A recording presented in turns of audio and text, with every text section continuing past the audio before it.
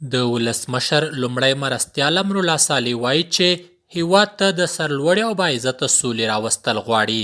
د په خبره چې افغانان د ماتې خلک نه دي او د سولې په برخه کې د افغانانو یووالی تر ټولو مهم او لومړی شرط دی چې موږ تر یوې باعزته سولې ورسوي.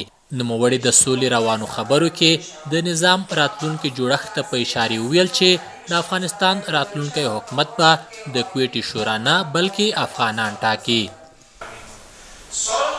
سر ارزش‌ها میچرخه. اگر ما ارزش‌ها را سرش پا بمانیم فردا سر کنیم. ارزشی که ما سر از اون پا نمیمانیم به هر قیمتی که باشه. گلدن رول ما چیست؟ خط اطلاعی ما چیست؟ زیامت باید ملت تعیین کنه. زیامت شورای کویته، شورای پشاور، شورای العقد، شورای فلانی، شورای فلانی، شورای قومی، شورای مصلحین، شورای مخیرین، اینمی نباید زیامت تعیین کنه. د ولسمشر لومړي مرستيال چې نن یې په کابل کې یو کنفرانس ته خبرې کولې وویل چې د سولې پروسې د بریا لپاره مهمه ده ترڅو ټول افغانان یو ګډ دریځ ولري. د نوموړي په خبره چې په هیواد کې یوې ملي سولې ته اړتیا ده نه داسې چې په مشخصو سیمو او خلکو پورې تړلې وي. و ما صلح به خاطر مرهم‌گذاری و بدن و جسم یک کشور به نام افغانستان میاریم، نه برای مرهم‌گذاری و یک گوشه و یک قوم و یک گروه. باید کل افغانستان صاحب صلح شود و کل اگه بپذیره که این صلح هیچ کسی را برتر نمیسازه و هیچ کسی را زیرتر نمیسازه.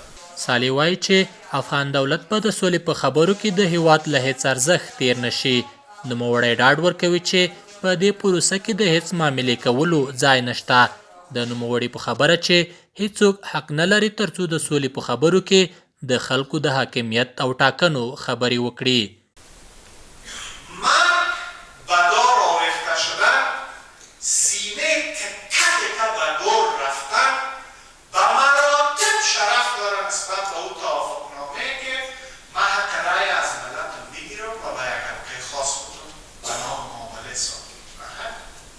د افغانستان د ولسمشرۍ ماڼۍ لومړي مرستيال وروستۍ څرګندونې داسې مهال مخې ته راځي چې په قطر کې د خبرو مرکچي پلاو ته سلام مشورو په موخه 20 ورځنۍ رخصتي اخیستې او د دواړو ډلو د هوکړې له مخې ټاکل شوي د خبرو دوهم پړاو د همدې میاشتې په 14مه نیټه پیل شي چې د خبرو د دوهم پړاو د پیل لپاره افغان حکومت ټینګار کړی چې د خبرو دا پړاو د افغانستان دننه ترسره شي، خو طالبانو د افغان حکومت یاد دریځ رد کړی.